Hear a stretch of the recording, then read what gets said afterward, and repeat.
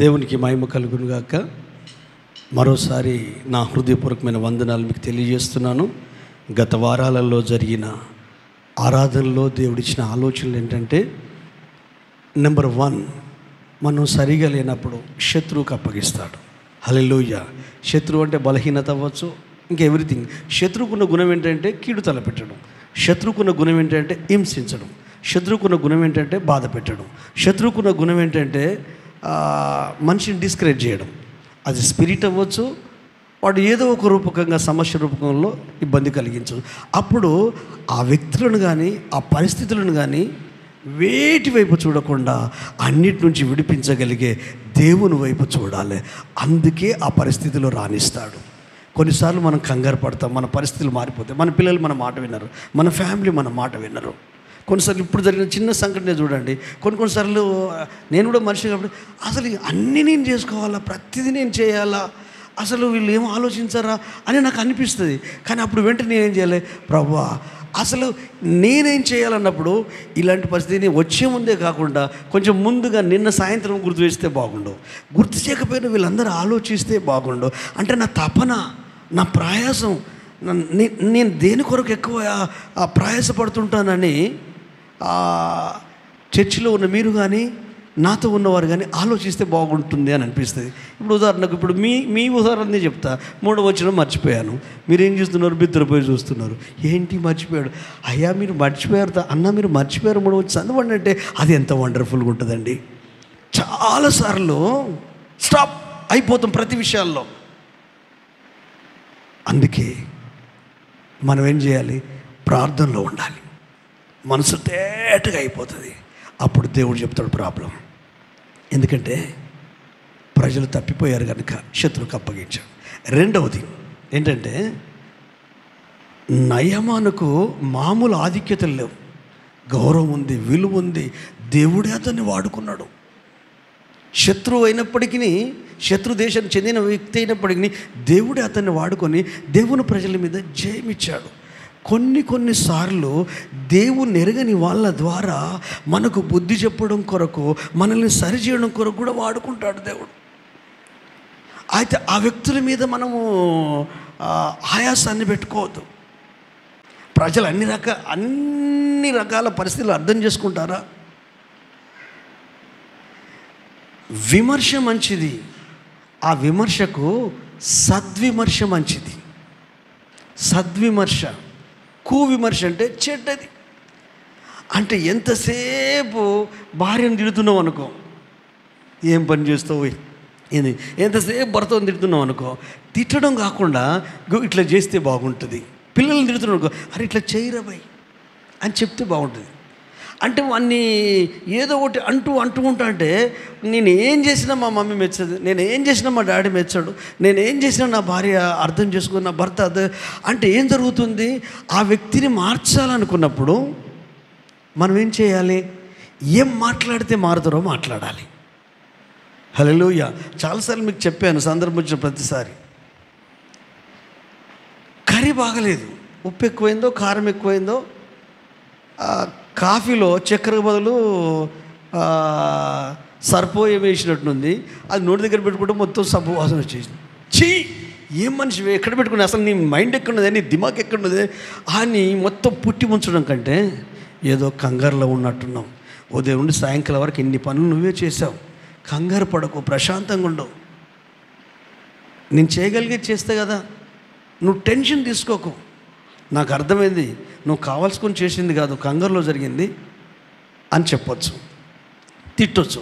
ఇంకోటి, కర్రీలో ఉప్పు ఎక్కువైపోయింది అనుకో, ఒక మాట చెప్పొచ్చు, ఈ కర్రీ నువ్వు చేసినట్టు లేదు అనేసరికి ఆమె ఆగమైపోతుంది. అంత ఓపిక ఉంటుందా మనకు? ఉండదు. అనేసరికి ఒక్క నిమిషం ఆగండి అని దానికి ఎగ్ ఆమ్లెట్ అదో ఇదో చేసి మొత్తం నిమిషాలలో చేసి తీసుకొస్తుంది. గొడవ ఉన్నది అక్కడ. ఏది జరిగినా మనము విమర్శ చేయొద్దు. విమర్శ ఎవరు చేస్తారంటే, లోపాలు ఉన్నోళ్ళే విమర్శ చేస్తారు, తప్పులు ఉన్నోళ్ళే విమర్శ చేస్తారు. వివేకవంతులు, ఆధ్యాత్మికంగా ఎదిగిన వ్యక్తులు పడిపోయిన వ్యక్తికి నిలబడడం నేర్పించాలా, రాలేని వ్యక్తికి రావడం కొరకు ఏం చేయాలో చెప్పాలా. ఎందుకంటే మనిషి జీవించేదే సంఘములో, సమాజంలో, ఫ్యామిలీలో. మనుషుల మధ్య ఉంటాడా, అడవిలో ఉంటాడండి? మనుషుల మధ్య ఉన్న ఈ మనిషి కంపల్సరీ మాట్లాడాలి కదండి, మాట్లాడాలి కదా. మాటలే వారధులు కదా. మనం ఎవరితో మాట్లాడుకుంటుంటామండి ఫ్యామిలీలో, పనిచేసే స్థలంలో. నువ్వు ఎక్కడికైనా వెళ్ళు, నువ్వు మాట్లాడింది నడుస్తుందా? డ్యూటీ అవ్వచ్చు, ఫ్యామిలీ అవ్వచ్చు, ఫంక్షన్ అవ్వచ్చు. ఆలోచించు. మాట్లాడంది అస్సలే నడవదు. హల్లెలూయా. మేము కారు తీసుకుని మన తమ్ముడి దగ్గరికి వెళ్ళాం, మురళి దగ్గరికి, పేరెంట్స్ దగ్గరికి. అది వస్తలేదు. ఆడికి వెళ్ళేసరికి ఆయన మేనేజర్, ఆయనకి ఏదైనా 10 మంది ఎట్లా చెప్తే అట్లా ఉంటారు. అక్కడ పోయి చూసిన 2-3 సార్లు. ఆడికి వెళ్ళేసరికి ఇట్లుంది తమ్ముడు అంటే, జాను దింపిండు, కారు పట్టుకుని లోపలికి పోయిండు. ఒక 10-15 నిమిషాలు బయటికి రాలేదు. అరే ఎందుకు రాలేదు అని నేను వచ్చి మాట్లాడిండు. ఈలోపు మేము టీ తాగాం, మళ్ళీ లోపలికి వెళ్ళాం. 1-2 గంటల కారు దగ్గర ఉండి అవన్నీ చేపిస్తూ ఉంటే అసలు ఏమనిపిస్తుంది, అని ఇంత పెద్ద వ్యక్తి, ఇక్కడ పొజిషన్ పెద్దది, కానీ ఎలా చేయగలుగుతున్నాడు అంటే ఇది దేవుని సేవకుని కారు. అన్న మొత్తం తిరుగుతూ ఉంటాడు. కాబట్టి ఏ ప్రాబ్లం ఉన్నది దీన్ని చూసుకోవాలన్నట్టు అక్కడ దగ్గరుండి కరెంటుతో ఏదో ప్రాబ్లం ఉన్న దాంట్లో అది పనిచేస్తలేదు. దాదాపు మేము 5 గంటలకు వెళ్తే 6:30 వరకు అక్కడే ఉన్నాం. 1 గంటన్నర టైం కేటాయించి దాని కొరకు, అంటే నన్నేదో పెద్దగా చేయడం కొరకు కాదు, కానీ ఆయన మినిస్ట్రీ, సేవ, ఇది చాలా ప్రాంతాలకు వెళ్తుంది. దానికి కావాల్సిన అన్ని దాన్ని నేను 2 రోజుల క్రితం అన్న, దీంట్లో స్మెల్ రాకుండా ఉండాలంటే ఎట్లా అని ఈ తమ్ముడితో అన్న. అది దేవుని తెలిసిందో మరి ఏమైందో తెలియదు. దానికి కారు లోపల తూడ్చేది ఒక క్లాతు, ఆ లెమన్ మంచిది అన్నట్టు. ఎందుకంటే హెల్త్, వాళ్ళని వామిటింగ్ చేస్తారంటే ఒక నిమ్మకాయ పట్టుకొని పోతాం మేము. కార్లో వేస్తే ఆ నిమ్మకాయ స్మెల్ తీసుకుంటా అంటే అదేమైపోతుంది, వామిటింగ్ రాదు. అయితే నేను అట్లా ఆలోచిస్తున్నా, అరే ఎంత కన్సర్న్. మరి అంతకుముందు లేదా? ఉండొచ్చు, చూసే సందర్భం రాలే. అందుకే మీరు దగ్గరగా ఉండి మీ ఫ్యామిలీని చూడండి. మీకు తెలిసిన విషయమే మీకు అర్థమయ్యే విధానంలో చెప్తే మీకు కొంచెం బాగుంటుందని తమ్ముని ఉదాహరణ చెప్పాను. హల్లెలూయా. అట్లా ఫ్యామిలీని అర్థం చేసుకోండి, కుటుంబాన్ని అర్థం చేసుకోండి. అన్ని అధికతలు ఉన్నాయి, విలువలు ఉన్నాయి, గౌరవాలు ఉన్నాయి, పేరున్నది, ప్రతిష్ట ఉంది, అంత ఉంది. కానీ ఏదో చిన్న బలహీనత, ఆ బలహీనత కోపం అవ్వచ్చు, ఆ బలహీనత అసహనం అవ్వచ్చు, ఆ బలహీనత నిర్లక్ష్యం అవ్వచ్చు, ఆ బలహీనత పట్టలేని తనం అవ్వచ్చు. ఇతడు అన్నీ ఉన్నాయి, విజయం ఉంది, సక్సెస్ ఉంది, అన్నీ ఉన్నాయి, కానీ కుష్ఠరోగి. హల్లెలూయా. 2 అయిపోయినాయి. నెంబర్ 3 ఇంకోటి ఏంటంటే, ఆధ్యాత్మికంగా ఎదిగిన నీవు శత్రువును ప్రేమించి మేలు చేయాలి.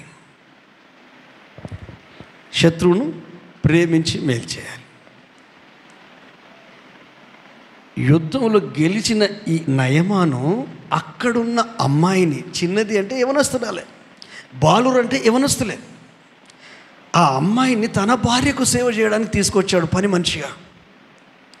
కానీ ఆ పిల్ల ఆధ్యాత్మికంగా ఎదిగిన పిల్ల. ఇక్కడ వయసుతో సంబంధం లేదండి. అప్పుడప్పుడు చెప్తారు కదా, తల నెరిసిన వ్యక్తి పెద్ద మనిషి కాదు, బుద్ధున్నోడే పెద్ద మనిషి అని. ఆలోచనకర్తలు ఉండుట దేశానికి, రాజుకు, రాజ్యానికి క్షేమకరమని. ఈ అమ్మాయి గుండె నిండా అవమానం లేదు, బాధ లేదు, మమ్మీ డాడీకి దూరం చేశాడన్న ఆందోళన లేదు. కానీ నా యజమానుడు, ఇన్ని ఆధిక్యతలు యజమానుడు కుష్ఠరోగంతో ఉండడం నేను చూడలేకపోతున్నాను.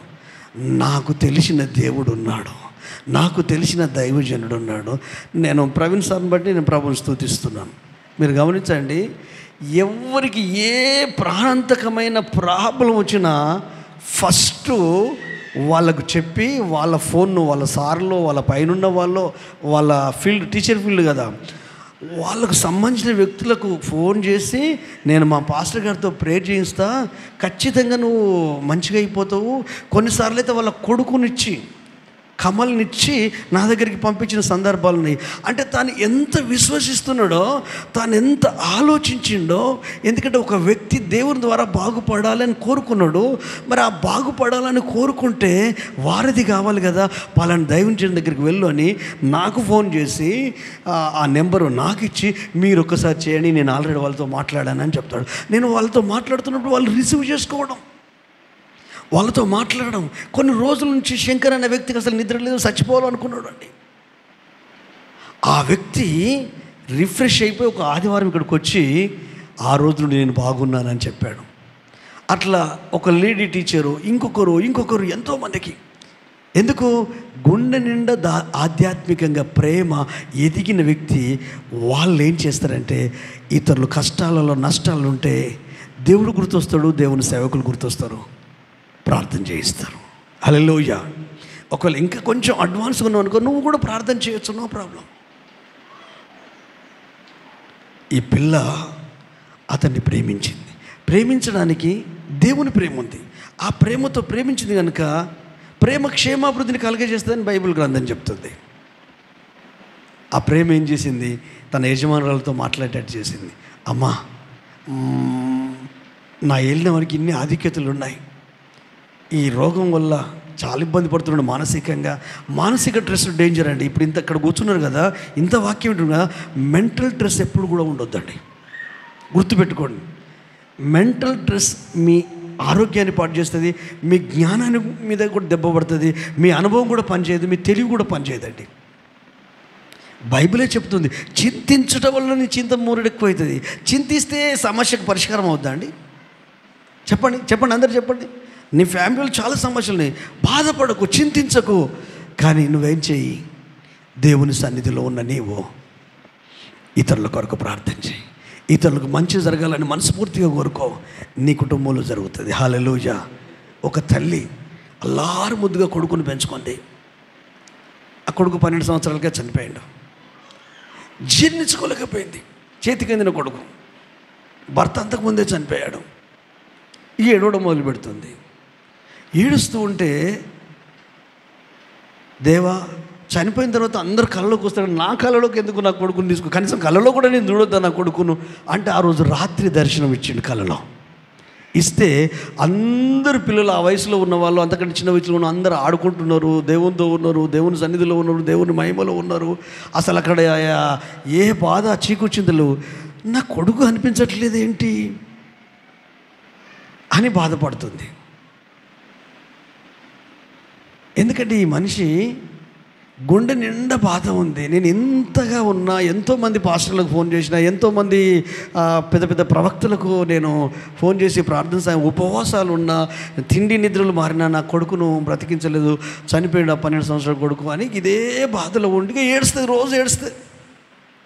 ఆమెకు దర్శనం కలిగేసరికి చాలా సంతోషం. నా కొడుకు కనిపిస్తాడు, నా కొడుకు పరిగెత్తుకొని చూస్తుంది కానీ లేడు. లాస్ట్ అక్కడికన్నో కనపడుతున్నాడు, చేదబావి దగ్గర నీళ్లు చేస్తున్నాడు. అరే, అందరి పిల్లలు పనిచేస్తున్నాడు, నా కొడుకు పనిచేయడం ఏంటని ఆ చేతులు చూస్తే చేతులన్నీ బొబ్బులు వచ్చినాయో. ఇక గుండె తరుక్కుపోతుంది ఆ తల్లికి. వెంటనే దేవుడు పక్కన నిలబడాడు. ఎందుకు ఏడుస్తున్నావమ్మా? అయ్యా, నీకు న్యాయం అయ్యా, 12 సంవత్సరాల పిల్లడు నా నుండి దూరం చేసావు, ఇక్కడ కూడా కష్టపెడితే ఎట్లా అంటే, దేవుడు ఏమన్నాడు తెలుసా? నువ్వు నీ కొడుకు కొరకు ప్రార్థన చేసి బాధలు అనుభవిస్తూ ఉన్నావు, కానీ నీలాంటి తల్లుల కొరకు ఎప్పుడన్నా నువ్వు ప్రార్థన చేసావా? వాళ్ళు కూడా కోల్పోయిన వాళ్ళు ఉన్నారు, వాళ్ళు కూడా కష్టాల పలై భర్తనో భార్యనో పిల్లలు వాళ్ళ కొరకు ప్రార్థన చేసావా?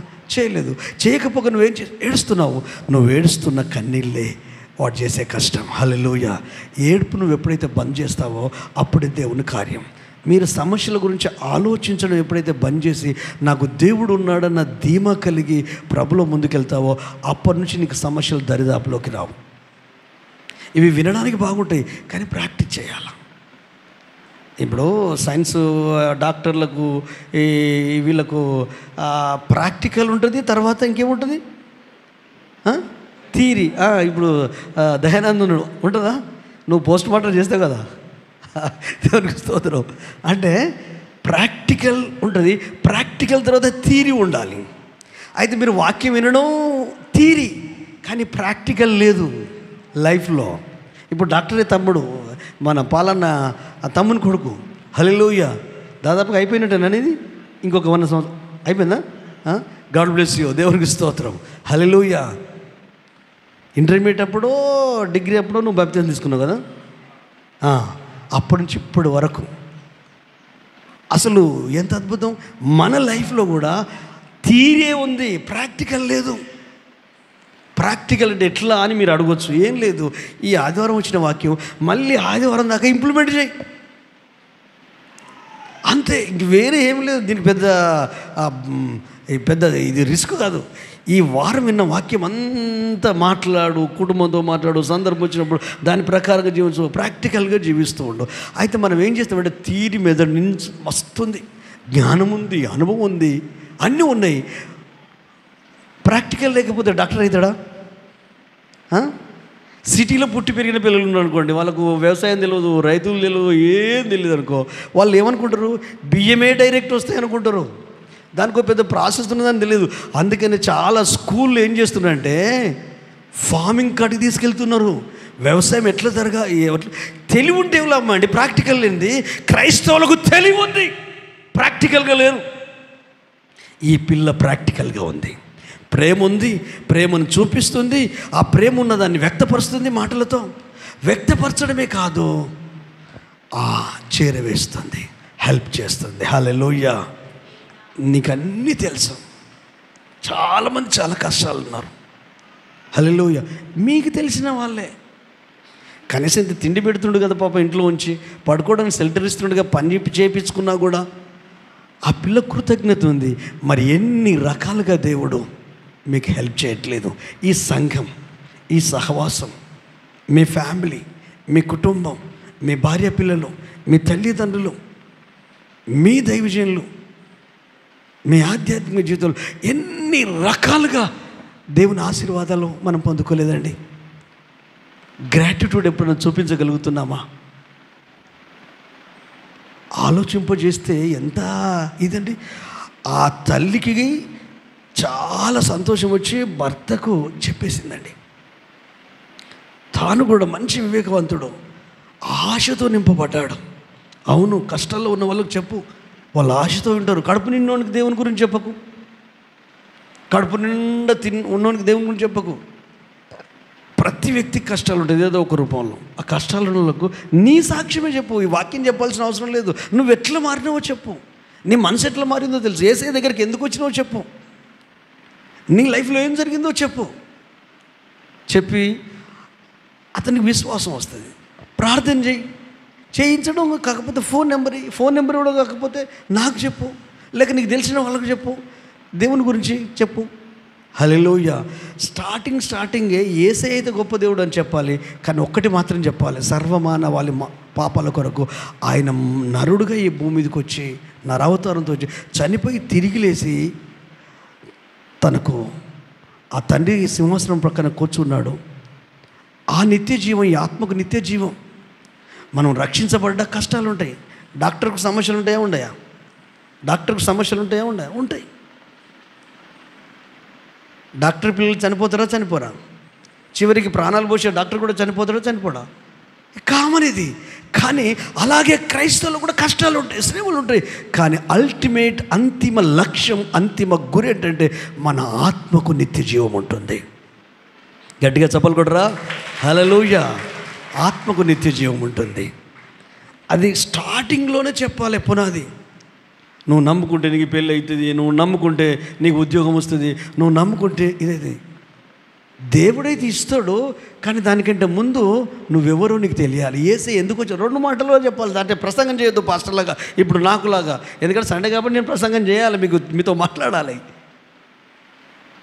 ఆయనైతే మానవుడిగా వచ్చి చనిపోయి తిరిగి లేశాడు. ఎవరు ఆయన ఎందుకు విశ్వాసం వస్తే, నమ్మకం వస్తే వాళ్ళకు ఆత్మజీవం వస్తుంది. శరీరంలో కూడా బట్టలు నిధులు నిలుపుతాడు, వాళ్ళకి విశ్వాసం వస్తుంది. నీ విశ్వాసం, అతని విశ్వాసం స్వస్థత వస్తుంది. ఆ స్వస్థత ఏం చేస్తుంది? నీతో మాట్లాడేటట్టు చేస్తుంది. ఆ తర్వాత ఎప్పుడైనా సమయం ఉన్నప్పుడు మందిరానికి రా అనొచ్చు. మనం అడగకముందే వాళ్ళని, మీ పాస్టర్ని తీసుకుని ఒకసారి మా ఇంటికి వస్తావా అంటారు. అట్లా వెళ్తాం. నేను చెప్పాను కదా, గత సంవత్సరంలో జరిగిన అద్భుతం. శివనగర్లో 4 సంవత్సరాలు పెళ్ళి రెడ్డిస్ వాళ్ళు మన చర్చికి వచ్చే వాళ్ళ కులపే వాళ్ళు ఏమన్నారంటే, మా పాస్టర్ ప్రార్థన చేస్తే మీకు గర్భఫలం వస్తుంది. వాళ్ళు పచ్చి హిందువులు. వెళ్ళి ప్రేయర్ చేశాను. పోయిన సంవత్సరం న్యూ ఇయర్, ఈ సంవత్సరం అటుపోయిన సంవత్సరం న్యూ ఇయర్కి ప్రేయర్ చేస్తే ఈ న్యూ ఇయర్కు పాపనిచ్చాడు. ఒక 5 నెలల క్రితము ప్రెగ్నెన్సీ మళ్ళీ కన్ఫర్మ్ అయితే ట్విన్స్ ఉన్నారట, 2 పిల్లలు ఉన్నారట. ఇప్పుడు ఆమె చెప్పకపోతే వాళ్ళ భార్యాభర్తలు ఇద్దరు నాతో ఉండి నన్ను తీసుకుని వెళ్ళి ప్రేయర్ చేయించారు. నేను వాళ్ళు అన్యులు కాబట్టి దేవుడైతే చేస్తాడమ్మా, దేవుడైతే చేస్తాడు. దేవుడు ఎట్లా చేస్తాడో చెప్పాను. ఈవెన్ ఎంతమంది జీవితంలో జరిగించాడో చెప్పాను. 19 సంవత్సరాల తర్వాత గర్భఫలం వచ్చిందని చెప్పాను. 22 సంవత్సరాల తర్వాత గర్భఫలం వచ్చిందని చెప్పాను. అవన్నీ విశ్వాసం వచ్చింది. అదే సమయంలో అసలు యేసు ఎందుకు పుట్టాడు, యేసు ఎందుకు చనిపోయాడు, యేసు ఎందుకు తిరిగి లేశాడు, అది 2 మాటల్లో ఒక 5 నిమిషాల్లో చెప్పేశాను.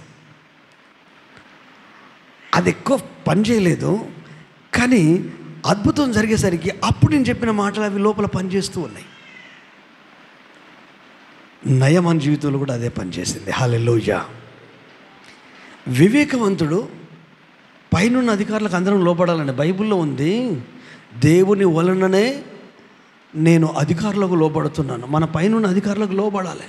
మన తండ్రి అధికారే, మన పాస్టర్ అధికారే, మన తల్లి అధికారే. మీరు పనిచేసే స్థలంలో మీకంటే హై పోస్ట్ ఉన్న వాళ్ళ అధికారులే. అధికారులకు మనం లోపడాల్సిందే. హల్లెలూయా. ఇప్పుడు మేము అక్క వాళ్ళ రిటైర్మెంట్ ఫంక్షన్ కొరకు మేము అందరం వెళ్ళి వాక్యం చెప్పి, ఆ అక్కను సారు అనిల్ పాస్టర్ నేను ఉంటే మా పక్కకి వచ్చి కూర్చున్నారు. వాళ్ళు తింటున్నారు, మేము తింటున్నారు, కలిసి ఒక కుటుంబ సభ్యులాగా. ఈలోపు మెయిన్ డాక్టర్ అమ్మ వాళ్ళకంటే పెద్ద ఆమె వచ్చేస్తే ఆ అన్నం అక్కడ పక్కకు పెట్టి చేతులు కడుక్కొని వెళ్ళిపోయింది. ఇక్కడ దేవుని సేవకులు వీళ్ళకి వెళ్ళి వాళ్ళతో నాకేం పని? ఇది రైటా? కాదు. ఎందుకంటే అది అధికారానికి లోపడాలి. పరిగెత్తుకుని వెళ్ళి మాట్లాడి రిసీవ్ చేసుకొని కలిసి మళ్ళీ వాళ్ళతో భోజనం చేసింది. ఈ భూమి మీద ఉన్న అధికారాలు దేవుని వలన కలిగినవే. హల్లెలూయా. ఫ్యామిలీలో కానీ, సంఘములో కానీ, నువ్వు పనిచేసే స్థలంలో కానీ ఆ అధికారానికి లోపడాలి. ఈ కామన్ సెన్స్, ఈ నయం అనుకుంది, ఈ సెన్స్ అంటే ఇంకిత జ్ఞానం, కనీస జ్ఞానం. కొన్నిసార్లు మనం కనీస జ్ఞానం లేకుండా ప్రవర్తిస్తాం. మీకు ఒక మాట చెప్తా. ఇంట్లో ఉన్నప్పుడు చిర్రుబుర్రులు ఆడతారు. ఇంట్లో ఉన్నప్పుడు చిర్రుబుర్రులు ఆడతారు. ఒకవేళ మీరు డ్యూటీకి వెళ్ళిననుకో మొత్తమే మీరు మారిపోతారు. ఆ డ్యూటీ ఆత్మ ఆవహిస్తుంది. దేవుని స్తోత్రం. అక్కడ ఉండాలి, ఎందుకంటే నువ్వు హెడ్ కదా. కానీ ఇంట్లో కూడా నువ్వు రూపం చేస్తే ఎట్లా? దేవునికి స్తోత్రం. సరే, 10 మందిలో ఉన్నప్పుడు ఎట్లుంటావు? చాలా డీసెంట్గా ఉంటావు. ఒంటరిగా ఉన్నప్పుడు అది నీ ఒరిజినల్. హల్లెలూయా. ఒంటరిగా ఉన్నప్పుడు ఉంటావు చూడు. ఒంటరిగా ఉన్నప్పుడు ఉండేదే ఆ లైఫ్. ఆ ఒంటరిగా ఉండేదే నువ్వు 10 మందిలో ఉన్నప్పుడు అలా ఉండగలగాల. నువ్వెక్కడున్నా అలా ఉండగలగాల. ఒంటరిగా ఉన్న వాళ్ళు ఇష్టం వచ్చినట్టు ఉంటారు. ఒంటరిగా మనతో ఇవ్వలేరు, మన చుట్టుపక్కల ఇవ్వలేరు, మనకు నచ్చిందే. కానీ అట్లనే 10 మందిలో కూడా అట్లా ఉండగలగాలి. 10 మందిలో ఏం చేస్తాం? నటిస్తాం. ఒంటరిగా ఏం చేస్తాం? మన ఒరిజినల్ గుణం, ఒరిజినల్ స్వభావం అది. ఈ మనిషికి విచక్షణ ఉంది కనుక ఆయన దగ్గరికి వెళ్ళి పర్మిషన్ కొరకు వెళ్ళాలి. మనం తప్పదు. మనం ఒకరికి కింద ఉన్నప్పుడు. హల్లెలూయా. మన కుటుంబంలో మన అమ్మనాన్నలు గురువు, వాళ్ళ తర్వాతనే చదువు చెప్పే గురువు, వాళ్ళ తర్వాతనే మనం పనిచేసే ఆఫీసు కావచ్చు, ప్రైవేట్ ఉద్యోగం కావచ్చు, మేస్త్రి పని కావచ్చు, అది ఏదైనా మేస్త్రి. నువ్వు పారగానివి, మేస్త్రి పెద్ద ఆయన వెలివివ్వాలి. అధికార విషయంలో అంతే. పర్సనల్గా వారికి మనం గులంగిరి కాదు. మనకు హద్దు ఉంటుంది, మనకు లిమిట్ ఉంటుంది. అందులోనే ప్రభుని మహింపరచగలిగి అందుకే వెళ్ళాడు. అందుకే దేవుని మందిరంలో ఉన్న మనం దేవుని అధికారం కింద ఉన్నాం. హల్లెలూయా. ఇంకొకటి, నేను ఎప్పుడు కూడా ఈ సంఘం మీద కానీ, విశ్వాసుల మీద కానీ అధికారము పెత్తనం చేయడానికి అస్సలే ప్రవర్తించడానికి ఏం చేయను అని నేను అనుకుంటున్నాను. మరి మీకు ఎట్లా అనిపిస్తుందో నాకు తెలియదు. కారణం ఏంటంటే ఖచ్చితంగా పరిశుద్ధాత్మ దేవుడు మన జీవితంలో కార్యం చేయాలంటే ఎక్కడ ఉంటే అక్కడ పరిస్థితులకు సెటరేట్ అయిపోవాలి. మందిరంలో ఉన్నాం. మందిరం ఉన్నప్పుడు ఏది ముయ్యాలి, ఏది లొల్లి చేయొద్దు? ఫోన్. ఏమైనా అలవాటు ఉందా? మెసేజ్లు పెట్టే అలవాటు, ఇటు చూసుకోండి, ఇటు. వాళ్ళు ముదురులు దాన్ని చంపాలి. వాక్యం స్టార్ట్ అవ్వడంతో దాన్ని చంపాలి. ఒక 45 minutes, ఒక 1 hour దేవుని అధికారంలోకి వచ్చేసేయాలి. ఆయన ప్రతి ఆలోచన వినాలి. ఆమేన్. నెంబర్ 5, అధికారంలో ఉన్న వ్యక్తికి సమాచారం అందిస్తే దాన్ని అర్థం చేసుకోకుండా తన లెవెల్ను చూసుకున్నాడు. ఏ కులపులు ఆ కులపులను వెనకేసుకొస్తారట కదా, ఏ తెగ ఆ తెగని వెనకేసుకొని వస్తుందట కదా, ఏ కేటగిరీ కదా. నువ్వు పుట్టినప్పుడు నీ కులం ఎక్కడిది? నువ్వు పుట్టినప్పుడు ఇవన్నీ ఎక్కడి? ఈ లోకంలో నువ్వు జీవిస్తున్నావు కనుక ప్రతిదీ అట్లా ఆపాదించబడింది ప్రతిదీ. కానీ ఆదాము అవ్వలకు దేవుడే ఇచ్చాడు అన్నీ. ఇవన్నీ లేవు. ఎప్పుడు కూడా మనుషులతో పోల్చుకోకండి ప్లీజ్. పరిస్థితులతో పోల్చుకోకండి, ఎవరితో పోల్చుకోకండి. ఈ పోలిక వెరీ డేంజర్. పోలిక అనేది సూసైడ్ లాంటిది. పోలిక. అప్పులు ఎందుకు ఎక్కువ ఇదనాయి? ఫైనాన్షియల్గా ఎందుకు ఇబ్బంది పడుతున్నారు? వాళ్ళ ఇంట్లో ఎల్ఈడి టీవీ ఉంది, మన ఇంట్లో ఉండాలి. వాళ్ళు బండి కొన్నారు, మనం కొనాలి. వాళ్ళు కారు కొన్నారు, మనం కొనాలి. వాళ్ళ పిల్లలకు మంచి బట్టలు తీసుకుంటాం, మనం మన పిల్లలు తీసుకోవాలి. నువ్వు ఎవరితో పోటీ పడుతున్నావు? ఉండాలి అవద్దా? బరువు ఖజానా ఉండాలి అవద్దా? ఈ కాలంలో భయంకరమైన యాప్లు. మేము లోన్ ఇస్తాం. శ్రీరామ్ ఫైనాన్స్ నుండి ఆ మేడం చాలా తెలుగుగలది. ఆమె చక్కగా మాట్లాడుతుంది. ఎట్లా మాట్లాడుతుంది తెలుసా? వరంగల్ డిస్టిక్లో మీ పేరు, మీ కుటుంబం పేరు వచ్చింది, మీ కుటుంబానికి కొంచెం హెల్ప్ చేయాలనుకుంటున్నాం, ఇన్ని సంవత్సరాల సందర్భంగా ఇది చేయాలని. అసలు మీరు ఏం చెప్పాలనుకో ఒక్కటే సూటిగా సుత్తిలో కూడా చెప్పండి మేడం అన్న. ఇలా మాట్లాడుతున్నాను మీరు ఏం అనుకోవద్దు మేడం. కారణం ఏంటంటే మాకు ఏదైనా అవసరం ఉంటే మేము అడుగుతాం కదా, లోన్ ఇస్తాం తీసుకో అని ఇట్లా వెంటబడడం ఏంటి? మానసికంగా మమ్మల్ని టార్చర్. ఎందుకు ఉదయం నుండి సాయంత్రం వరకు 10-20 ఫోన్లు వస్తాయి. మనకేం తెలియదు. ఎవరంటే మీకు లోన్ ఇస్తామని కొంతమంది అంటే మాకు అవసరం లేదు. 2 మాటలు ఇట్లా అడగకండి అమ్మా, ఇలా అడగండి. మీరు పెద్ద సార్ అయినా పర్వాలేదు, ఇలా అడగకండి. ఇది మంచిది కాదు. అవసరతలో ఉన్న వాళ్ళు మిమ్మల్ని వెతుక్కుంటూ వస్తారు. అప్పంటే గడ్ల పడినోడు కూడా లేచి వస్తాడండి. అదేం దరిద్రమో తెలియదు. లక్షల ఆస్తి లేకపోయినా రూపాయి అప్పు లేకుండా బతుకు. కోరికలు ఖర్చు పెడుతున్నావు, అవసరానికి ఖర్చు పెట్టు. ఫుడ్ లేకపోతే వెళ్ళదు. 100 డ్రెస్సులు ఉన్నాయి, ఇంకో కొత్త డ్రెస్ తీసుకుంటాడు. 100 షూస్ ఉన్నాయి, ఇంకొక షూ తీసుకుంటాడు. చూడండి, పెద్దలు చూసి నేర్చుకోండి. ఏం తెలుస్తుంది? మనీ విలువ తెలుస్తలేదు, రూపాయి విలువ తెలుస్తలేదు. డబ్బు అవసరము, డబ్బే జీవితం కాదు. డబ్బు కొరకు బంధుత్వం వదిలిపెడతారు. అందుకే ఈ లోకంలో పోలిక వద్దు. ఆత్మ వేరే, శరీరం వేరే, ఆత్మలో ఉన్న మనసు వేరే. వీటిని కనుక విడగొట్టి చూస్తే జీవితం బాగుంటుంది. వీటిని కనుక విడగొట్టి చూస్తే బ్రతుకు బాగుంటుంది. రానున్న దినాల్లో చాలా విషయాలు మీకు నేర్పిస్తానండి. తెలియక ఈ శరీరం మంచిది కాదని నేను కూడా చాలాసార్లు అన్నాను. శరీరం పవిత్రపరచాలంత భ్రష్టమైందని. నేను ఈ మధ్యకాలం ఒక 7-8 months నుండి అసలు శరీరం ఎట్లా భ్రష్టమైందని థింక్ చేయడం మొదలుపెట్టాను. శరీరం గురించి బైబిల్ ఏం చెప్తుంది? ఇది ఆలయం. ఈ శరీరాన్ని దేవుడే నిర్మించాడు.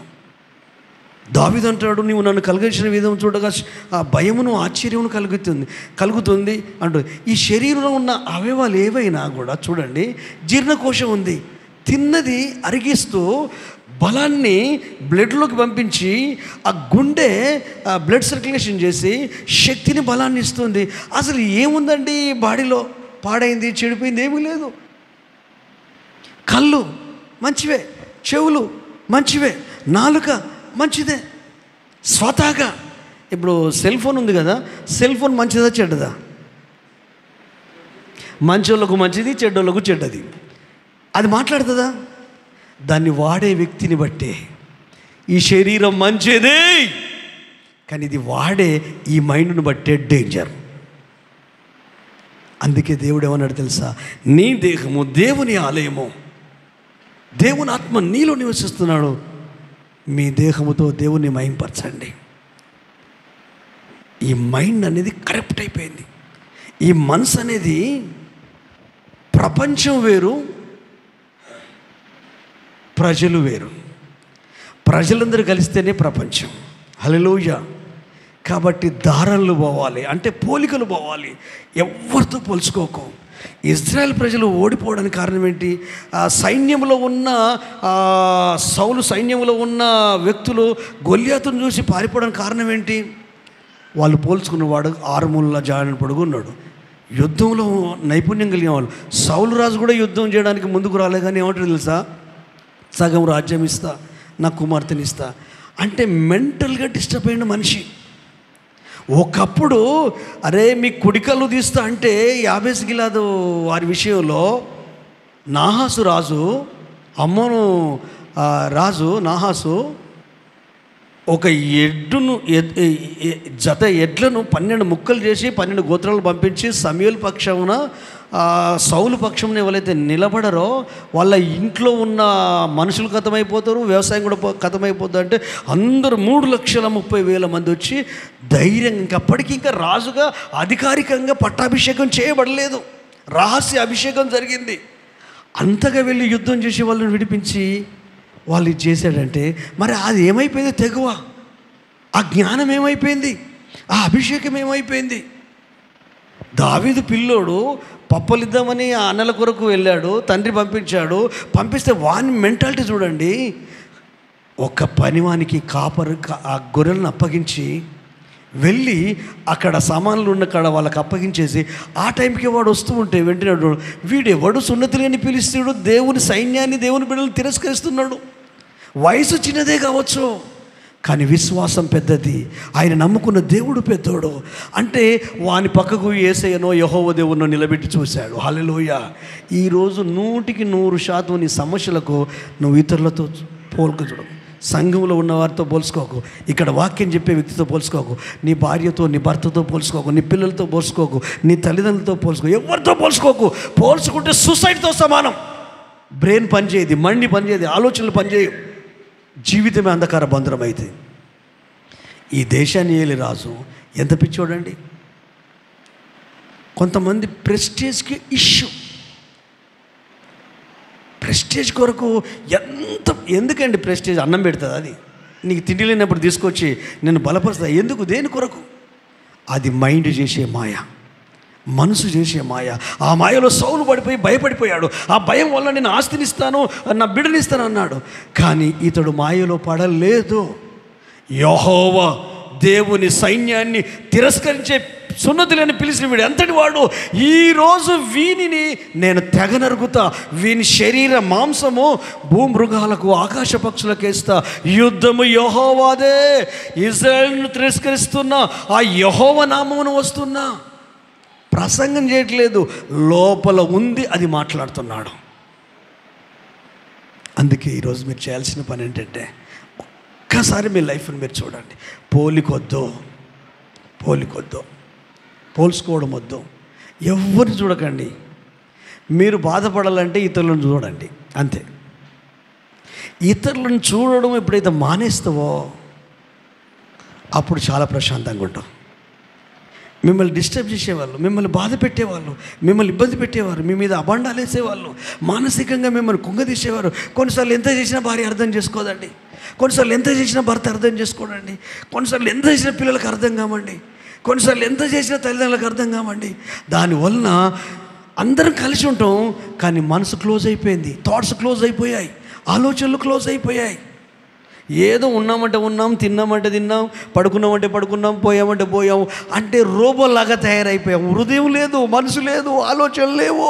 మన ఫ్యామిలీ, మన కుటుంబం, మన సంఘం, మన సహవాసం ఏముండదు. ఒక బెల్లం కొట్టిన రాయిలాగా అయిపోయింది మన బ్రెయిన్. స్పృహ కలుగునుగాక. హల్లెలూయా. ఆలోచించుదుగాక, ఆత్మకార్యము జరుగునుగాక. హల్లెలూయా. ఇంకొంచెం ముందుకెళ్తే రాజు కంగారు పడతాడు. కంగారు పడితే అసలు కంగారు ఎందుకండి? ఎప్పుడు కూడా ముందు అపార్థం, ఆ తర్వాతనే అర్థం చేసుకుంటాం మనుషులు. మనిషికి అంతే. ఎప్పుడు అపార్థం చేసుకోవడానికి తొందరపడకండి, అర్థం చేసుకోవడానికి తొందరపడండి. నీకు తెలియనంత వరకు అసలు అపార్థమే చేసుకోకు. నీకు తెలియనంత వరకు అపార్థమే చేసుకోకు.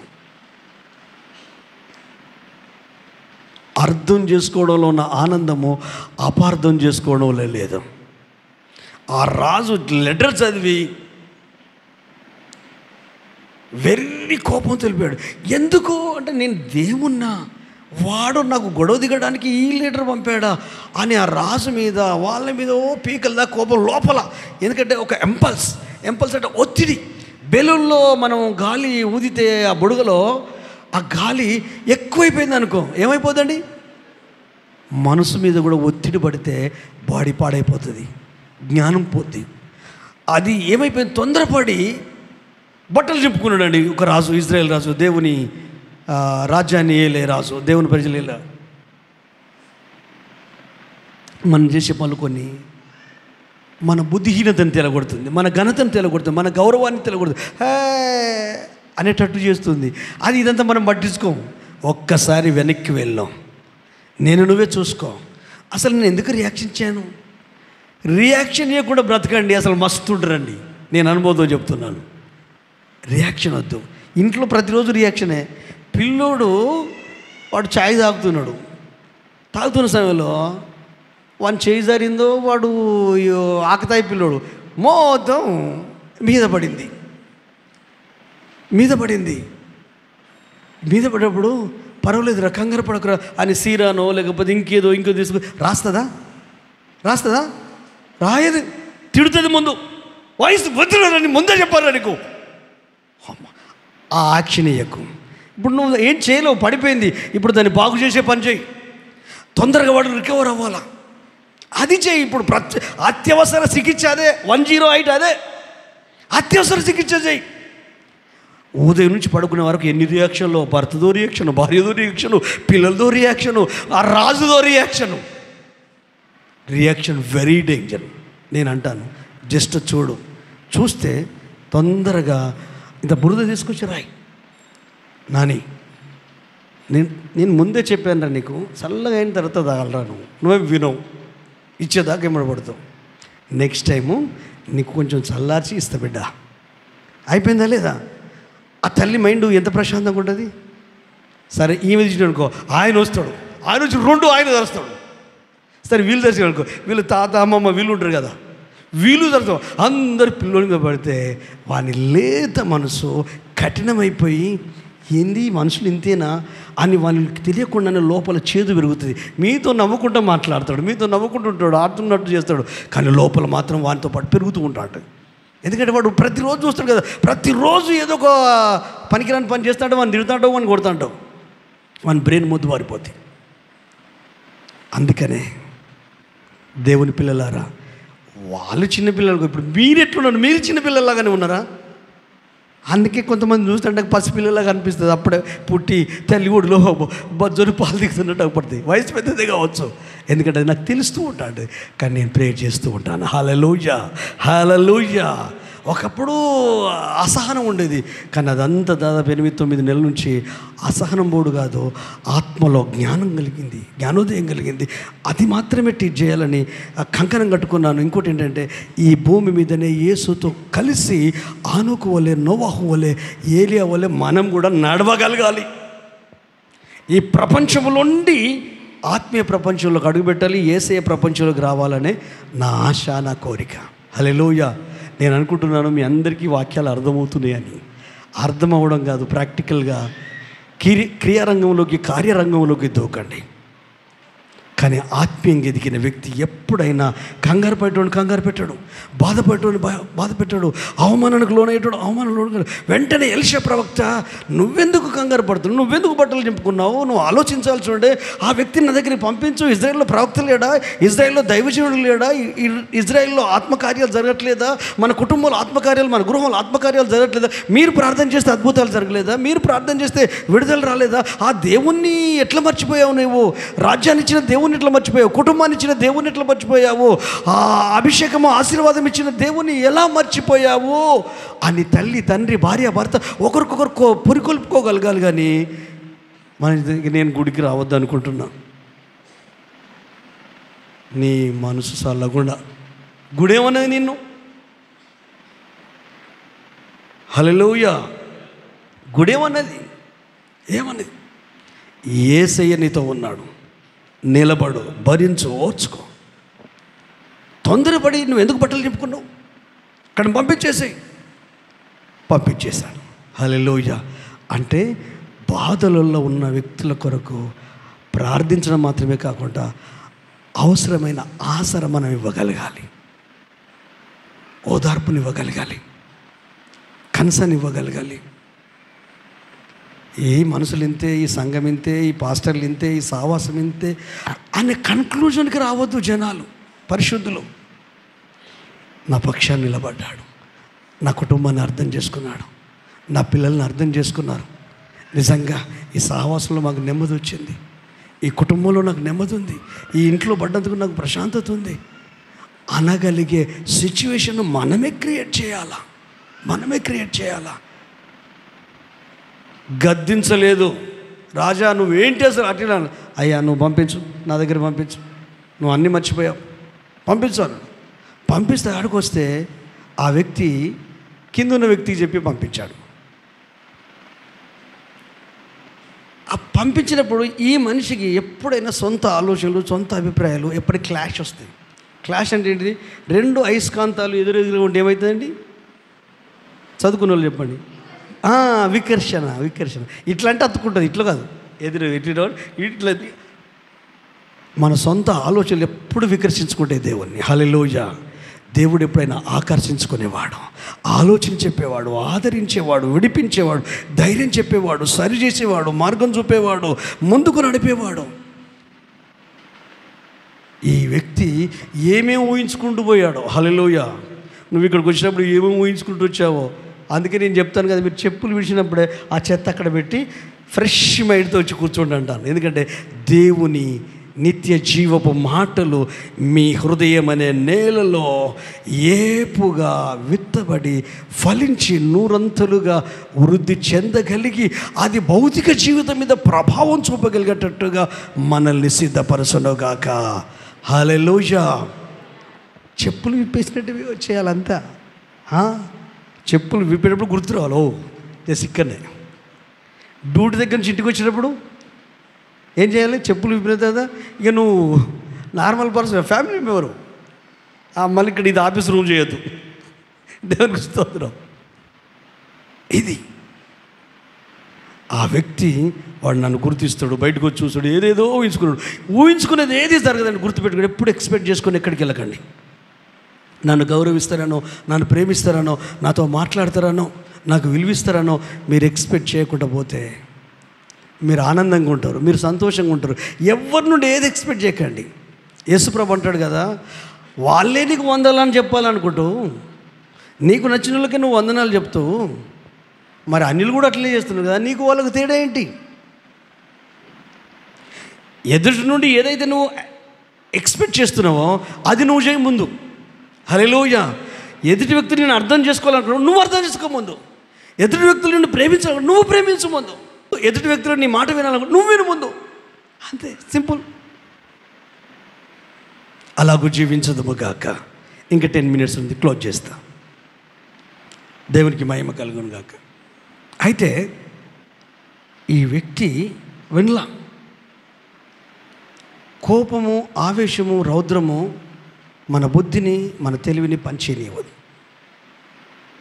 వేమన ఎప్పుడు చెప్పాడు, తన కోపమే తనకు శత్రు, తన శాంతము తనకు రక్ష. అంతే. వాళ్ళ అనుభవంతో చెప్పిన మాటలు. బైబిల్ మొత్తం చూడండి, కోపం వల్ల ఎన్ని కుటుంబాలు నాశనం అయ్యాయి, ఎంతమంది ఎన్ని రకాలుగా. అది ఆరోగ్యకరమైన కోపం కాదు. అయితే ఒక్క విషయం చెప్తాను. కోపంతో వెళ్ళిపోతున్నప్పుడు తన కింద ఉన్న దాసుడు, అతని హృదయం మంచిది, అతని ఆలోచన మంచిది. సైన్యాధిపతి తర్వాత సెకండ్ పొజిషన్ నాదే కదా అని ఆలోచించుకోలేదు. ఈ అధికార దాహం కొరకు ఎంత ఘోరం, కన్న తల్లిని కన్న తండ్రిని కట్టుకున్న పిల్లలను కూడా వదిలిపోయి, అదొక మత్తు. మగువ, అధికారం, మందు, మనీ, ఇవన్నీ మత్తులు 4. మత్తు. ఈ మత్తు బ్రెయిన్కి ఎక్కితే వాడు మనిషే కాదు, అయిపోద్ది, లైఫ్ స్పాయిల్ అయిపోద్ది, అసలు ఏముండదు. వీటన్నిటికంటే ఎక్కువ కిక్కిచ్చేది ఏంటంటే అధికారమే. ఈ అధికారానికి మెయిన్ థీమ్ ఏంటంటే డబ్బే. డబ్బు మంచిదే, అది వాడే మనిషి మీద ఉంది ఆధారం. డబ్బుకు మనసు లేదు, డబ్బుకు గుణం లేదు, డబ్బుకు కులం లేదు. ఇప్పుడు డబ్బు, ఒకప్పుడు వస్తు మార్పిడే. మీరు జొన్నలు ఇస్తే మేము రైస్ ఇస్తాం, మీరు ఈ వెండి తీసుకొని ఆ వస్తువులు మాకు ఇవ్వండి. ఒకప్పుడు. తర్వాత ఇప్పుడు డిజిటల్ ఇండియా అయిపోయింది. ఇప్పుడు డబ్బులు బ్యాంకులో పెట్టుకోవాలన్నా భయమే ఉంది, ఎవరికి సాయం చేతుడో తెలియదు. అందుకని రియల్ ఎస్టేట్ మీద, భూముల మీద, పొలాల మీద పెడుతున్నారు. అది ఎక్కడికి పోదు కదా. హల్లెలూయా. ఈ మత్తులో నుంచి బయటపడాలా. ఆ మత్తులో నుంచి బయటపడేది వివేకం కలిగిన వ్యక్తే. ఇతనికి అధికార మత్తు ఎక్కలేదు, కానీ నా యజమానుడు, నా పైనున్న నాయకుడు, ఎన్ని ఆధిక్యతలు ఉన్నాయి, ఇదొక్క బలహీనతలు లేకుంటే బాగుండు, ఈ రోగం నుంచి బయటపడితే బాగుండు అనుకున్నాడు. కానీ ఈ రోగం నుంచి బయటపడితే మరి ఆవేశం ఉంటే అవుతుందా, తొందరపాటు తనతో అవుతుందా అండి? ఒకప్పుడు పెళ్ళిళ్ళు ఎట్లా జరిగేదండి? 16 రోజుల, నెల రోజులు ఇంట్లో అంతా సందడి ఉండేది. ఇప్పుడు 1 రోజులు అయిపోతుంది, అన్నీ రెడీమేంటే. ఒకప్పుడు పొలం నుంచి వచ్చిన ఒడ్లు ఏం చేసేదండి? ఒకప్పుడు దంచేది. ఆ తర్వాత ఎంత బలంగా ఉంటుండే ఆ పాత్రలు.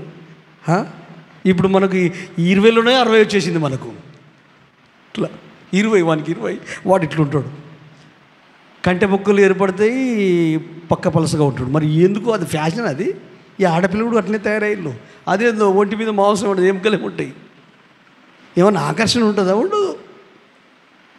గమనించండి దాన్ని బిడ్డలారా. Waiting weapon. ఓపిక అనేది నీ లైఫ్ అన్నమాట. ఎందుకు తొందరపడుతుంది? మెల్లగా ఆలోచింపజేసి ఏం చేశాడు? మనసు ఆలోచన మార్చుకుని వెళ్ళాడు. యోర్దానులో మునిగాడు, 7 సార్లు మునిగాడు. లేస్తే పసిపిల్ల దేహంలాగా అయిపోయింది. అప్పుడే పుట్టిన శిశువు ఉప్పు నూనెతో మొత్తం శుభ్రం చేసి కడిగి శుభ్రం చేస్తే ఎంత చక్కగా ఉంటాయి. హైబ్రోస్, కనురెప్పలు. మా 2 పిల్లలను 1 సంవత్సరం పాపలుగా ఉన్నప్పుడు మేము గన్పూర్కు వెళ్తున్నాం ట్విన్స్ని తీసుకొని. ఈ విఎంఆర్ కాలేజీ వెళ్ళి ఆడపిల్లలు ఎక్కిళ్ళు ఆ జీబ్లో. నేను ఒక పాపనెత్తుకున్నా, ఎస్తెరక ఒక పాపనెత్తుకుంది. ఈ ఆడపిల్లలు పిల్లల కళ్ళు చూసినట్టున్నారు. అబ్బా, వీళ్ళ కనురెప్పలు ఎంత బాగున్నాయి అంటున్నారు వాళ్ళు చిన్నప్పుడే. అంటే ఈ కనురెప్పలు, ఈ కనుగుడ్లను చూసే వాళ్ళు ఎంత అందంగా ఉన్నారని చెప్పొచ్చట. వాళ్ళు మాట్లాడుకో డిస్కషన్, ఎందుకంటే యూత్ కదా. ఆ పుట్టిన శిశువుని చూసినప్పుడు అంత ఇదైపోయింది. తనను తాను మర్చిపోయాడు, తన స్థితిని మర్చిపోయాడు, ఆహాను వదిలేశాడు, అవిధేయతను వదిలేశాడు, గర్రు గిర్రు అంత వదిలేశాడు, నార్మల్ అయిపోయాడు, చంటిబిడ్డ అయిపోయాడు. అధికారం లేదు, హోదా లేదు, ఇంకేది లేదు, ఘనతలు లేవు, గౌరవం లేవు, అన్నీ తీసేశాడు. తనకు తెలియకుండా తనకు అర్థం లైఫ్లో ఒక లైఫ్ టర్న్ అయిపోయింది. ఒక ప్రత్యక్షత దొరికింది. తన జీవితాన్ని తను చూసుకోగలిగాడు. ఇంతకాలం బతికింది అది బ్రతికనుకున్నా అది బ్రతికే కావచ్చు, కానీ అసలు బ్రతికిది అని ఎప్పుడైతే ట్రాన్స్ఫార్మ్ అయిందో, గొంగలి పురుగు చీతాకొక చిలుకగా మారిందో, అప్పుడు లైఫ్ మొత్తం మారింది. మాట తీరు మారింది, హృదయం మారింది, మనసు మారింది. తన దశ దిశ తన దారి కూడా మారింది. వెనుకకు తిరిగి ఎలీషా యొద్దకు వచ్చి ఎలీషా ముందర నిలిచి, చిత్తగించుము, నీ దాసుడనైన నేను ఇదిగో ఈ బహుమానం ఇస్తున్నాను. మాటలు మారాయి, మనసు మారింది, లైఫ్ స్టైల్ మారింది, ఆనందం ఉంది, సంతోషం ఉంది. అప్పుడు ఆయన అంటాడు, నేను మాత్రమే ఏమి తీసుకోను, నాకు అక్కర్లేదు. అవునండి, దేవుడు మనల్ని దీవించాలి. ఎంత బతిలను ఒప్పుకోలేదు. ఆ తర్వాత అతడు వెళ్ళిపోయాడు. హల్లెలూయా. నెమ్మది కలిగి వెళ్ళిపో అన్నాడు. మట్టి తీసుకుపో అన్నాడు. ఏం చెప్పలేదు. అయ్యా నేను మరి పలాని టైంలో రాజుతో పోతే కొంచెం దండం పెడితే నేను అంటే ఇప్పుడే కొత్త కదా, సరే నువ్వు వెళ్ళు, మనసులో మాత్రం దేవుడే ఉన్నాడు అని చెప్పి వెళ్తూ ఉంటే ఆయన కిందున్న దాసుడు ఈ అవకాశం పోతే దొరకదు అంటే, అవకాశం తన కాళ్ళ దాకా వచ్చినా కూడా దాన్ని మిస్ చేసుకోవద్దని దానికొక, ఇప్పుడు చదవండి 20వ వచనం నుండి 27 వరకు ఈ 5 నిమిషాల్లో కన్క్లూజన్ ఇచ్చి క్లోజ్ చేస్తా. ఈ సబ్జెక్ట్ని ఈరోజు క్లోజ్ చేయాలనే ఉద్దేశంతోనే 1 గంట టైం తీసుకున్నాను. అదే 5వ అధ్యాయము 20 నుంచి 27 వరకు. మీరు విన్న వాక్యాలన్నీ గుర్తొచ్చేసాయి. అదే సమయంలో రిమైండ్ అయింది, మరోసారి జ్ఞాపకం చేసుకున్నాం. కొత్త విషయాలు కూడా సందర్భానుసారంగా దేవుడు మనకు అనుగ్రహించాడు. మనం ప్రాక్టికల్ లైఫ్లోకి దిగుదాం ఈ వాక్యం విన్న తర్వాత. చదువుతాము. అంతటా దైవజనుడైన ఎలీషాకు సేవకుడైన గేహాజీ సిరియనుడైన ఈ నయమాను తీసుకుని వచ్చిన వాటిని అంగీకరించుటకును నా యజమానునికి మనసు లేదు కానీ యెహోవా జీవంతోడు నేను పరిగెత్తుకొని పోయి అతన్ని కలుసుకొని అతని యొద్ద ఏదైనానో తీసుకుందని అనుకొని నయమాను కలుసుకుంటకై పోవుచుండగా నయమాను తన వెనుక నుండి పరుగున వచ్చుచున్న వాడిని చూచి తన రథము మీద నుండి దిగి వానిని ఎదుర్కొని క్షేమమా అని అడిగాను. అందుకు క్షేమమే అని చెప్పి, నా యజమానుడు నా చేత వర్తమానం పంపి ప్రవక్తల శిష్యుల్లో 2 యవనులు ఎఫ్రాయిము మన్యం నుండి నా యుద్ధకు ఇప్పుడే వచ్చిరి గనుక నీవు వారి కొరకు 2 మానుగుల వెండియో 2 దుస్తుల బట్టలను దయచేయమని సెలవిచ్చుచున్నాడను. అందుకు నయమాను నీకు అనుకూలమైతే రెట్టింపు వెండి తీసుకోనమని బతిమాలి 2 సంచుల్లో 4 మనుగుల వెండి కట్టి 2 దుస్తుల బట్టలనిచ్చి తన పనివారిలో 2 మీద వాటిని వేయగా వారు గేహాజీ ముందర వాటిని మోసుకొని పోయిరి. మెట్ల దగ్గరకు వారు రాగానే వారి యొద్ద నుండి గేహాజీ వాటిని తీసుకొని ఇంటిలో దాచి వారికి సిలువేగా వారు వెళ్ళిపోయిరి. అంతటా లోపలికి పోయి తన యజమాని ముందర నిలవగా ఎలీషా వానిని చూచి, గేహాజీ నీవెక్కడి నుండి వచ్చితవని అడిగినందుకు వాడు, నీ దాసునైన నేను ఎచ్చడికి పోలేనను. అంతటా ఎలీషా వానితో, ఆ మనుషుడు తన రథము దిగి నిన్ను ఎదుర్కొంటకు తిరిగి వచ్చినప్పుడు నా మనసు నీతో కూడా రాలేదా? ద్రవ్యంను, వస్త్రములను, ఒలివ చెట్ల తోటలను, ద్రాక్ష తోటలను, గొర్రెల ఎడ్లను, దాసీలను సంపాదించుటకును ఇది సమయమా?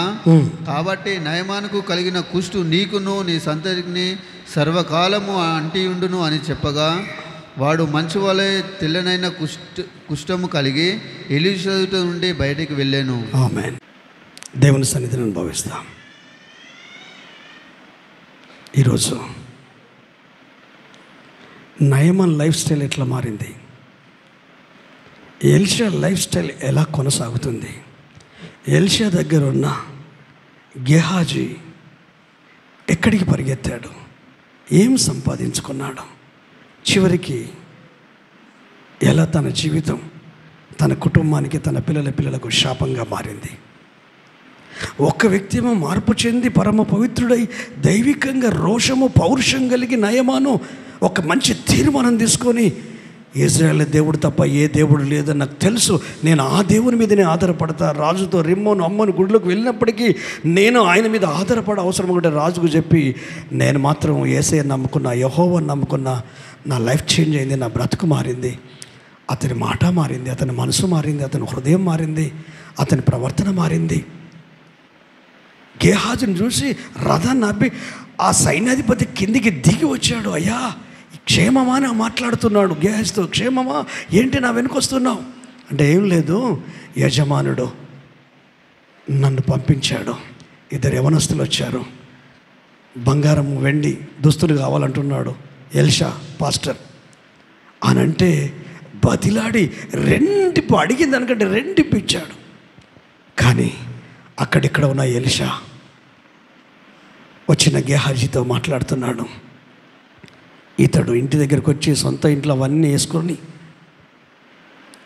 ఏం ఎరిగినట్టు వచ్చి నిలబడితే, ఎలిషా లోపల పరిశుద్ధాత్మదేవుడు అంటున్నాడు, ఎలిషా ఎక్కడికి వెళ్ళావు అంటే, నేను ఎక్కడికి వెళ్ళినా, ఇక్కడే ఉన్నా, మీ ముందే ఉన్నా అంటున్నాడు.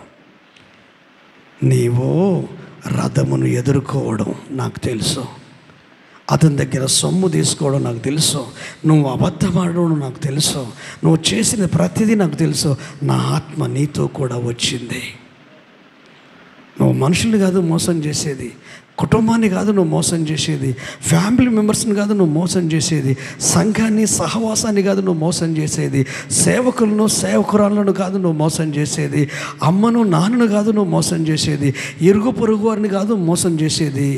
నిన్ను నీవు మోసం చేసుకుంటున్నావు, నిన్ను నువ్వు మోసం చేసుకుంటున్నావు. ఎంత ఆధ్యాత్మికంగా ఎదిగిన వ్యక్తివి. ఏలియా తర్వాత ఎలీషా ఎంత 2 అంతల ఆత్మ పొందుకున్నాడో, నా తర్వాత ఇంకా 7 అంతల ఆత్మ పొందుకోవాల్సిన స్థితి నీది. కానీ నీవేం చేశావు? శాపం కొరకు వెంటాడావు, డబ్బు కొరకు వెంటాడావు, ఆత్మీయతను పోగొట్టుకున్నావు, ప్రార్థన జీవితాన్ని పోగొట్టుకున్నావు, దైవత్వాన్ని పోగొట్టుకున్నావు. సాతానుడు నోరు తెరిచిన పాములాగా, వాడు ఎవరిని మింగుదునని సింహంలాగా గర్జించు సింహంలాగా చూస్తున్నాడు.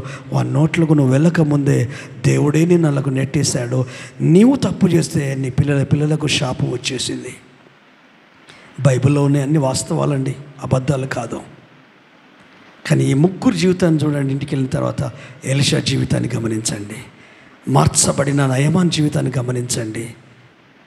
డబ్బు కొరకు ఆశపడి దేవుని యొక్క దైవజనుణ్ణి, దేవుని యొక్క ఆలోచనలు, దేవుని సన్నిధిని, ప్రార్థన, విశ్వాసము, భక్తి జీవితాన్ని వదిలిపెట్టి లోకంలోకి, పాపంలోకి, శాపంలోకి వెళ్ళిన దైవజనుడైన గేహాజీని చూడండి. ఏలియా కింద ఉన్న వ్యక్తి ఎలీషా ఎంత గొప్పగా దీవించబడి ఆశీర్వదించబడి ప్రభు కొరకు వాడబడ్డాడు. మరి ఎలీషా కింద ఉన్న వ్యక్తి ఇంకా గొప్పగా వాడబడాలి కదా. డబ్బు ఆశ వచ్చింది, విశ్వాసం పోయింది, భక్తి పోయింది, అబద్ధం ఆడడం ప్రారంభించాడు. సహోదరి సహోదరుడా, నువ్వు తెలియకుంటే ఎంతమందితో ఎన్ని అబద్ధాలు ఆడుతున్నావో అది శాపం అని నీకు తెలుసా? దానివల్ల నీ పిల్లలకు ప్రాబ్లం అని నీకు తెలుసా? నీ ఇంటికి దోషం అని నీకు తెలుసా? వాళ్ళేం పొరపాటు చేయలేదు, వాళ్ళు నష్టంలో కష్టంలో పడడానికి ఇదే కారణం అని నీకు తెలుసా? అడుగుదామా ప్రభును? క్రీస్తు రక్తం నీ ఎదుట ఉంది, పరిశుద్ధాత్మ దేవుడు నీలో ఉన్నాడో, ఆయన ఎదుట ఒక తీర్మానం తీసుకుందాము. ఇప్పటి వరకు గత వారంలో జరిగిందంతా రివ్యూలాగా, సమీక్షలాగా మరోసారి జ్ఞాపకం చేసిన దేవుడు ఎండింగ్లో కన్క్లూజన్ ఇస్తున్నాడు. అతిక్రమంలో దాచిపెట్టువాడు వర్ధిల్లడు, ఒప్పుకొని విడిచిపెట్టువాడు కనికరం పొందుతాడు. ఆ కనికరమే దేవుని మహిమను చూసేటట్టు చేస్తుంది. రండి, 2 చేతులు పైకెత్తి కృతజ్ఞతాస్తుతులు చెల్లిద్దాం. హల్లెలూయా. ఎవరికి వారే ప్రార్థిస్తామా, ప్రభుని స్తుతిస్తామా? మనస్ఫూర్తిగా ఫర్గివ్ మీ లార్డ్, నీ రక్తంతో నన్ను శుద్ధి చేయ్యా. ఈరోజు నా జ్ఞానోదయం అయిందయ్యా.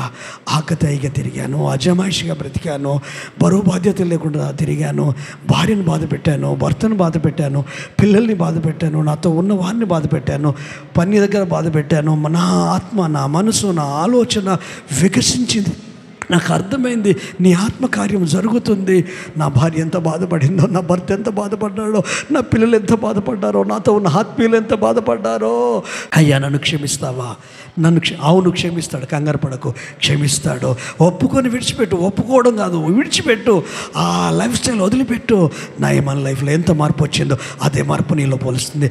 నయమాను మనసులో ఎంత మార్పు వచ్చిందో అది మాటలలో, ప్రవర్తనలో, క్రియలలో, వినయములో, తగ్గింపులో, ప్రేమలో, సమర్పణలో, ఇవ్వడములో, ఆ పరిగెత్తడంలో, రథము దిగి రావడంలో, నిల్చునడంలో విధేయత అంత కనిపిస్తుంది. ప్రభు గొప్ప కార్యం చేశాడు. ఆ రాజ్యంలో సాక్షిగా నిలబడ్డాడు, ఆ రాజు ఏట పవిత్రంగా నిలబడ్డాడు, కుటుంబంలో పవిత్రంగా నిలబడ్డాడు. ఆ పనిపిల్ల డాక్టర్గా సొంత కూతురుగా దత్తత తీసుకున్నాడేమో నేను అనుకుంటున్నాను. అవునమ్మా, నువ్వు నా ఇంటి ఇలవెల్పు అమ్మా, నా నిజదేవుని తెలుసుకోవడానికి కారణం నువ్వే అమ్మా. నీ మాటలు వినడాన్ని బట్టి ఈరోజు నాకు న్యూ లైఫ్ వచ్చింది, న్యూ జీవితం.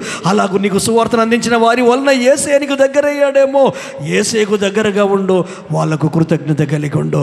కృతజ్ఞత క్రియలలో కనపడాలి, కృతజ్ఞత మాటలలో కనపడాలి, కృతజ్ఞత ప్రవర్తనలో కనపడాలి, కృతజ్ఞత జీవితంలో కనపడాలి.